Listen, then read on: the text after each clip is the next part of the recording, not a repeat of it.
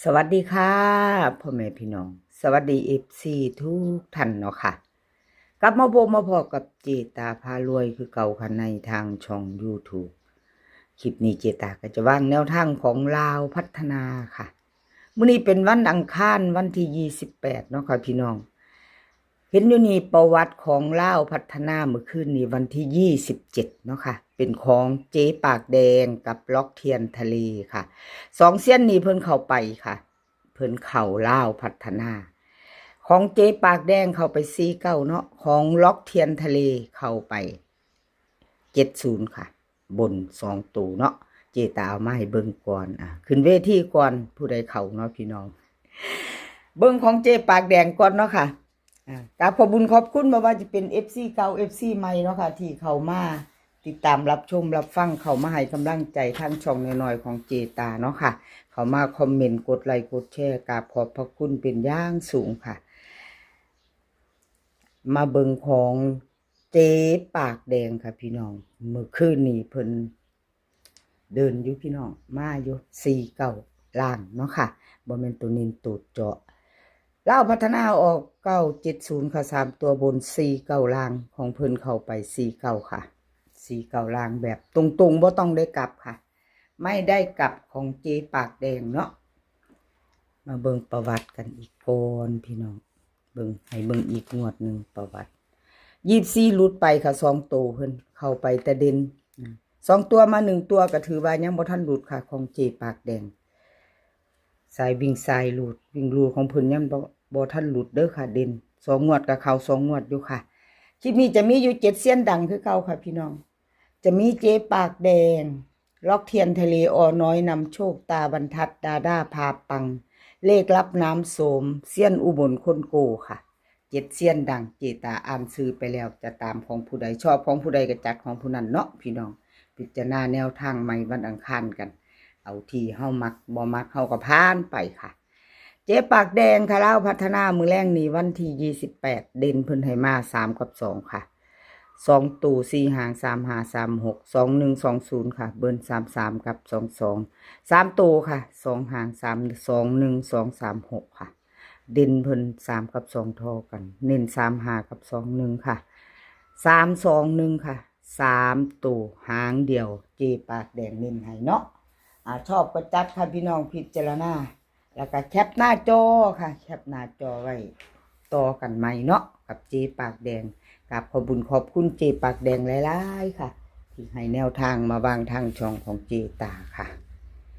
แนวทางใหม่เนาะ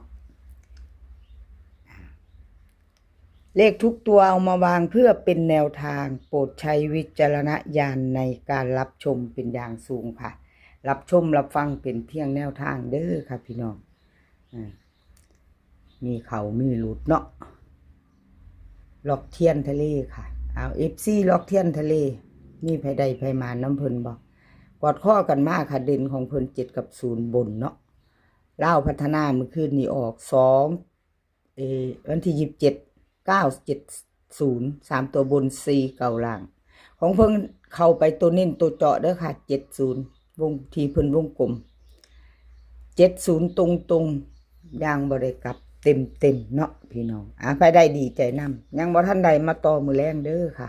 2 งวดติดค่ะพี่น้องมาต่อล็อกเทียนทะเล2 งวดติดเด้อค่ะพี่น้อง2 งวดติดเพิ่นเข้าไปล็อกเทียนทะเลเนาะค่ะวันที่24เข้าไป16วงกลมให้พร้อมแต่เพิ่นเข้าตัวกลับเนาะ61กอดข้อกันมาเลขเด่น16ค่ะผลวันที่24เนาะค่ะ27เป็นวันจันทร์เมื่อวานนี้เมื่อคืนนี้เนาะพี่น้องก็กอดข้อกันมาคือกันค่ะ70บน70เด่นเพิ่น2 งวดติดค่ะทั้งเด่นทั้ง2ตัวล็อกเทียนทะเลไปจะตามต่อพิจารณาเอามื้อนี้วันที่28เนาะเป็นวันอังคาร20:30ค่ะจะมีเสียงรบกวนในเด้อพี่น้องเสียงฝนลิ้นค่ะจะมีเสียงFC ปฏิว่าเจตาคือเสียงเป็นจังสั้นเสียงฝนมาค่ะฝนมาแต่บ่แห้งปานใดเนาะบ่แห้งเพราะว่าเจตารอบ่ได้ค่ะเพราะว่าบางเทื่อก็ลิ้นติดกันเท่าละ2 ชั่วโมง3 ชั่วโมงแม่พี่น้อง นี่ก็ลิ้นแตะเช้าก็ต้องได้อัดคลิปเนาะก็ขอโทษขออภัยถ้ามีเสียงเข้ามารบกวนค่ะล็อกเทียนทะเลค่ะพี่น้องมาตามต่อมื้อแรงวันที่28เด่นค่ะเพิ่นให้มา3กับ1 2ตัว4หาง31 32 16 15ค่ะเบิ้ล3311 3ตัว2หางค่ะ315 132เด่น31เด่นกับ1กับ3ทอกันค่ะเน้น31กับ15 3ตัวค่ะ315ล็อกเทียนทะเลแคปหน้าจอค่ะกราบขอบคุณล็อกเทียนทะเลที่ให้แนวทางมาวางทางช่องเนาะค่ะกราบขอบพระคุณเป็นอย่างสูงไปโตค่ะน้อยนำโชคของเพิ่นกับเขา2ตัวมา1ตัวอยู่เด้อค่ะน้อยนำโชคหลุดแต่2ตัวกราบขอโทษขออภัยแทนเพิ่นลาวพัฒนาออก970ค่ะ49ล่างของเพิ่นเข้าไป9บน9ล่างเนาะค่ะ2ตัวมา1ตัวก็ยังบ่ทันหลุดเด้อค่ะยังเข้าอยู่เด่นของน้อยนำโชคค่ะเด่นเขาทั้ง2งวดอยู่แต่2ตัวนั้นหลุดไปทั้ง2งวดค่ะพี่น้องหลุดแล้วหลุดเลยเนาะไม่มีกักค่ะประวัติ2งวดจีตาให้เบิ่งบ่มีกักน้อยน้ำโชคหลุด2ตัวทั้ง2งวดมีเขามาเด่น2งวดติดค่ะแล้วพัฒนาของเพิ่นมื้อแรงเด่น1กับ8ค่ะ2ตัว4หาง1819 858 6เบิ้ลค่ะ1188 3ตัวค่ะ3หาง185 118 868เด่นค่ะ1กับ8ทอกันเด้อเน้น18กับ85ค่ะ3ตัว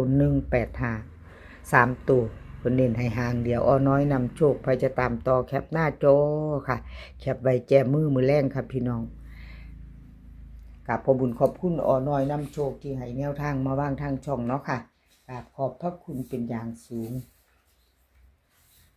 ไปโตค่ะไปโตเป็นของตาบรรทัด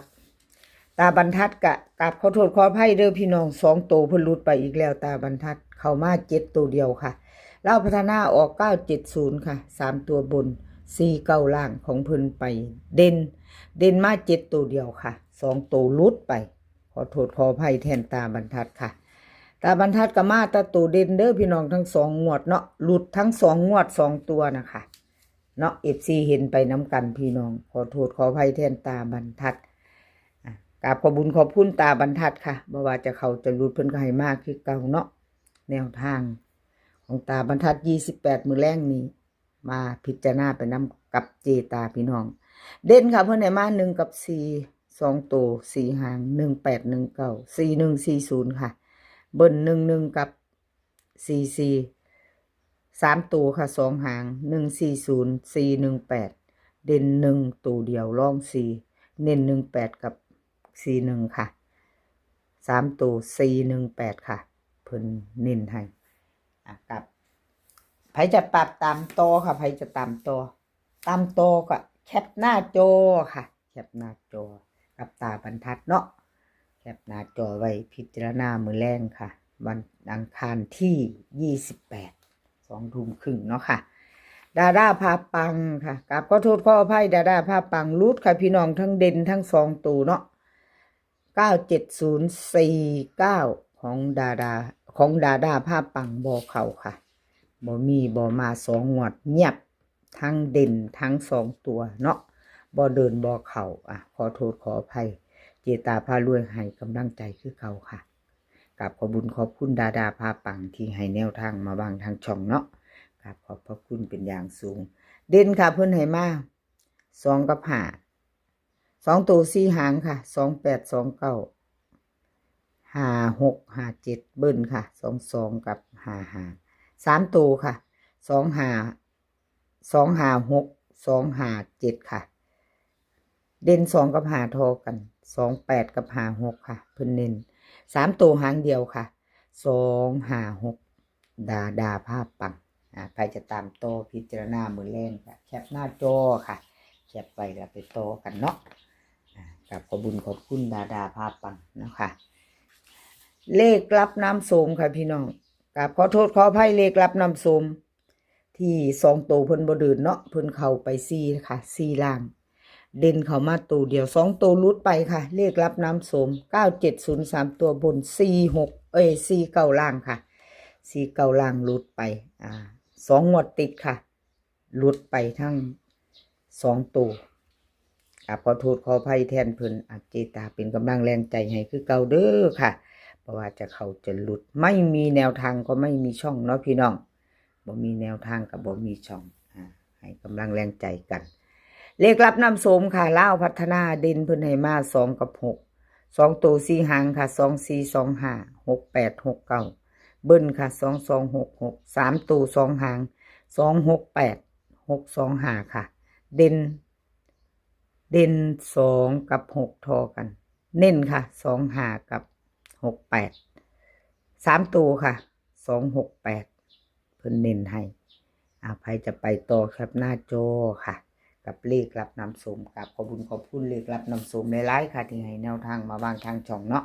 กับขอบพระคุณเป็นอย่างสูงเลขทุกตัวเอามาวางเพื่อเป็นแนวทางค่ะโปรดใช้วิจารณญาณในการรับชมเป็นอย่างสูงเป็นเพียงแนวทางเด้อพี่น้องพิจารณาเอา